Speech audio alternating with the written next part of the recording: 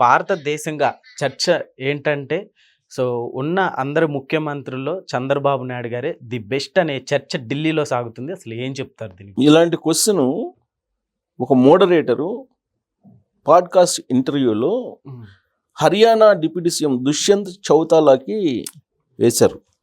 వేసినప్పుడు ఆయన ఏమాత్రం తడుముకోకుండా చాలా క్లియర్గా ఆయన ఏం చెప్పాడు అని అంటే నేను ఆడియో వినిపిస్తాను. ఎందుకనంటే ఆయనే చెప్పాడు కదా, అది ఆయన చెప్పింది నేను చెప్పడం కన్నా ఆయన చెప్పిందని నేను चीफ मिनिस्टर इंडिया में अब तो स्पेसिफिक कर दिया मैंने खुश करने के लिए विजन के लिए डराने के लिए विजन किसकी बात ओवरऑल जिसको आपको लगता है ये अपने स्टेट के लिए सबसे शानदार है या ऐसा विजन हो तो बढ़िया है, शानदार है। देखिए स्टेट वर्किंग स्टाइल स्टेट को आगे ले जाने के लिए आज के दिन चंद्रबाबू जी को मैं देखता हूँ एज ए लीडर कि उनने हमेशा उस विजन को क्लैरिटी के साथ आगे ले जाने का काम किया कि मेरी प्राथमिकता मेरी स्टेट की प्रगति है। ठीक है, देश భారతదేశం మొత్తం చంద్రబాబు నాయుడు వైపు చూస్తుందంటే ఏం చెప్తారు? దుష్యంత్ చౌతాలా హర్యానా డిప్యూటీ సీఎం ఒక పాడ్కాస్ట్ ఇంటర్వ్యూలో ఒక మోడరేటర్ అడిగినటువంటి ప్రశ్నకి,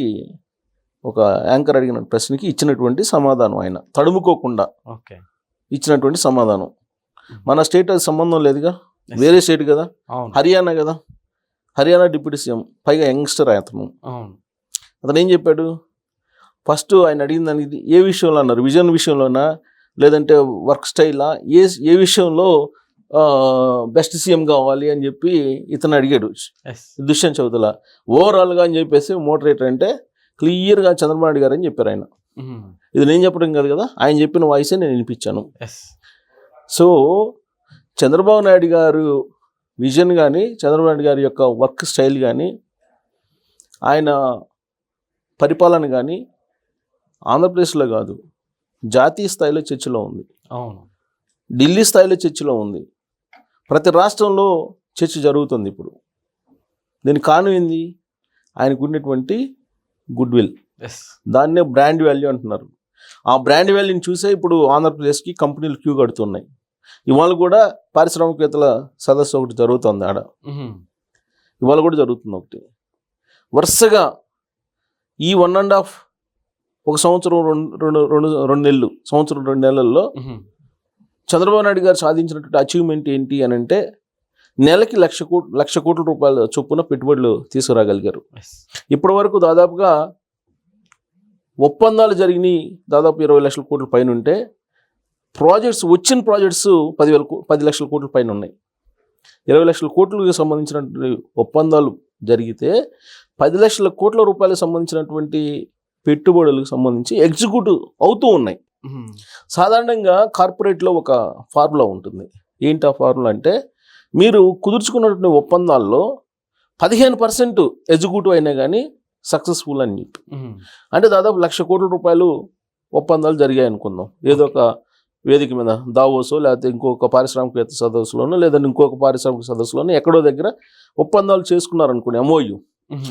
ఎంఓఏ చేసుకున్నందుకు మాత్రాన అన్ని కంపెనీలు వస్తాయని నమ్మకం లేదు, కొన్నే వస్తాయి. ఎంఓఏలు చేసుకుంటారు, ఆ తర్వాత రకరకాల చర్చలు, రకరకాల సర్వేలు చేసుకుంటారు. వాళ్ళు చేసుకున్న తర్వాత డ్రాప్ అయ్యేటువంటి వాళ్ళు కూడా ఉంటారు.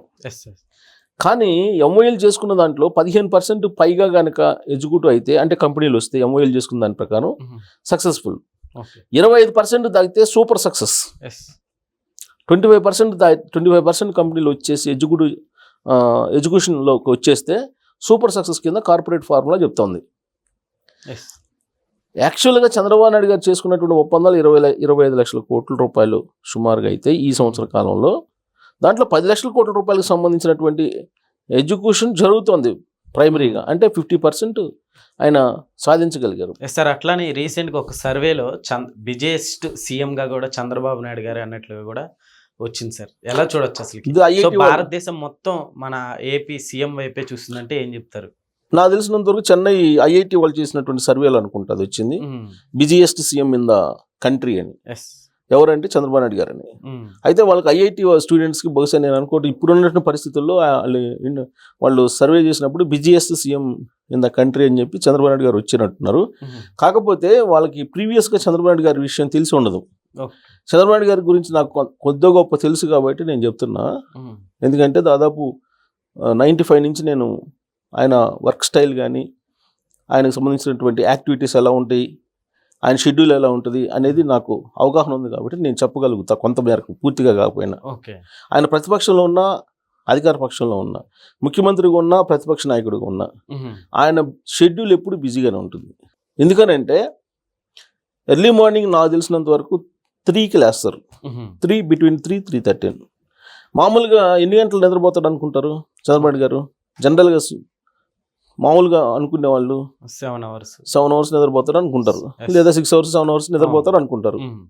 కానీ 2 hours మాత్రమే నిద్రపోతారు. 2 hours ఓన్లీ 2 hours నిద్రపోతారు. హెల్త్ ఎఫెక్ట్ ఏం కొట్టదు అంటారు? లేదు కదా, ఆయన అందరికన్నా హ్యాపీగా ఉన్నారు కదా, అందరికన్నా హెల్తీగా ఉన్నారు కదా. ఇవాళ కూడా గంటలో తిరుమల మెట్లు సునాయాసంగా వెళ్ళి దర్శనం చేసుకోగలరు కదా, అలిపిరి నుంచి తిరుమలకి వెళ్ళి. 2 hours అంటే మరి అంతే, 2 hours నిద్రపోతారు ఆయన. నాకు ఎలా తెలుసు అని మీరు అనొచ్చు.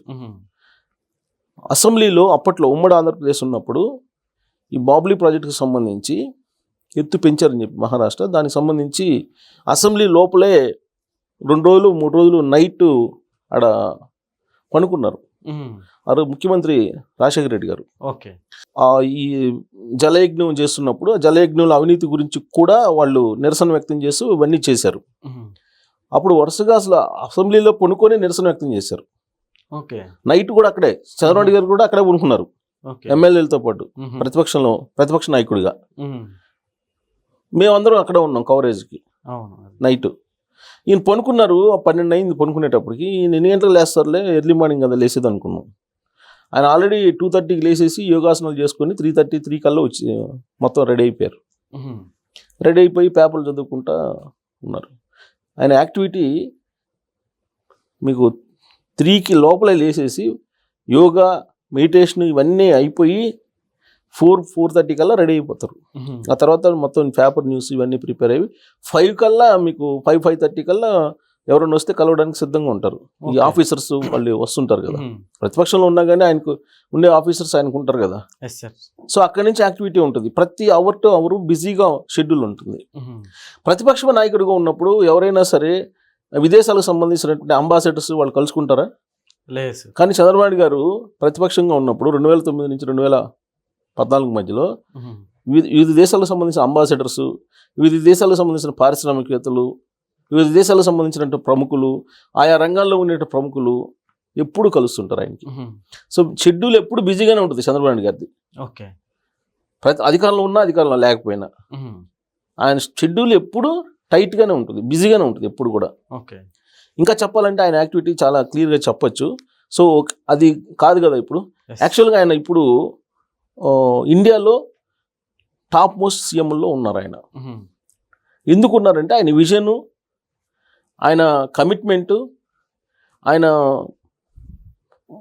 రాష్ట్ర అభివృద్ధి దిశగా ఎలా ఆలోచిస్తారు, ప్రపంచ దేశాల్లో ఏం జరుగుతుంది, మనం ఎక్కడున్నాము, తర్వాత కేంద్ర ప్రభుత్వం యొక్క పాలసీలు ఏంటి, ఆ పాలసీలకు అనుగుణంగా రాష్ట్రంలో ఎలా దాన్ని స్పీడ్గా తీసుకెళ్ళాలి, వీటన్నిటి మీద అవగాహన ఉన్నటువంటి లీడరు. సార్ అట్లనే ఇక్కడ ప్రతి ఒక్కరికి నాకు తెలిసి ఒక డౌట్ వచ్చింది. సో నెక్స్ట్ అంటే ఇండియాలోనే బెస్ట్ సీఎంగా చంద్రబాబు నాయుడు గారు అందరూ చూస్తున్నారు. సో అయితే నెక్స్ట్ పిఎంగా ఏమన్నా ఛాన్స్ రావచ్చని అనుకోవచ్చు? దీనికి క్లారిటీ ఎప్పుడో ఇచ్చారు చంద్రబాబు నాయుడు గారు. ఇప్పుడు కాదు, ఆయనకు ప్రధానమంత్రి కావడానికి అవకాశం నాకు తెలిసినంత వరకు అప్పుడే వచ్చింది. 99లోనే వచ్చింది. 99 అప్పుడే వచ్చింది ఆయనకు. 99కి ముందే కూడా వచ్చింది. అప్పుడు ఆల్రెడీ చంద్రశేఖరు ఒక పిఎం అయ్యారు అప్పుడు, ఆ తర్వాత విపి సింగ్ అయ్యారు. ఆ టైంలోనే యాక్చువల్గా ఆయన వాజ్పేయి ఈయన చక్రం తిప్పారు, ఢిల్లీలో చక్రం తిప్పితేనే వాజ్పేయి గారు ప్రధానమంత్రి అయ్యారు. అవును. ఇప్పుడు ఎన్డీఏ గవర్నమెంట్ని ఆయన ప్రధానమంత్రిగా లేకపోయినా ఈయనే ప్రధానమంత్రి అయ్యారు. రామారావు గారికి వచ్చింది అప్పుడు, చంద్రశేఖరు విపి సింగ్ అప్పుడు రామారావు గారికి అవకాశం వచ్చింది. రామారావు గారు కూడా అది యాక్సెప్ట్ చేయలేదు. ఆ తర్వాత చంద్రబాబు నాయుడు గారికి వచ్చింది. చంద్రబాబు నాయుడు గారికి 99 ముందే వచ్చింది. 99 ముందే వచ్చినప్పుడు 99 అప్పుడు ఆయన సింపుల్గా రిజెక్ట్ చేశారు. నాకు రాష్ట్ర ప్రయోజనాలు ముఖ్యం, నాకు జాతీయ స్థాయిలో ఢిల్లీ పీఠం మీద నాకు ఆసక్తి లేదు, నాకు రాష్ట్ర ప్రయోజనాలు ముఖ్యం, తెలుగు ప్రజల భవిష్యత్తు ముఖ్యం, తెలుగు ప్రజలు తెలుగు రాష్ట్రం నాకు ముఖ్యం అని చెప్పి ఆయన స్కిప్ చేశారు. ఓకే. చంద్రబాబు నాయుడు గారు ఏది చెప్తే అది జరిగేది కదా అప్పట్లో. 99 నుంచి 2004 వరకు కలాం గారిని రాష్ట్రపతి చేసింది ఆయనే. అవును. ఆయన ఎవరిని ప్రపోజ్ చేస్తే అది ఓకే అయిపోయేది అప్పట్లో. సో కాబట్టి చంద్రబాబు నాయుడు గారు నేషనల్ ఫిగర్, నేషనల్ లుక్ ఉన్నటువంటి పొలిటీషియన్ ఆయన. సో ఆయన విజన్ని ఖచ్చితంగా ఎవరైనా సరే తెలిసినటువంటి వాళ్ళు ప్రశంసిస్తారు. ఇప్పుడు దుష్యంత్ చౌతాలా ప్రశంసించారనంటే ఆయన అప్కమింగ్ లీడరు, యంగ్ లీడరు. జనరల్గా ఎవరిని ఆదర్శంగా తీసుకుంటారు? టాప్ మోస్ట్లో ఉండే లీడర్ని ఆదర్శంగా తీసుకొని వస్తుంటారు.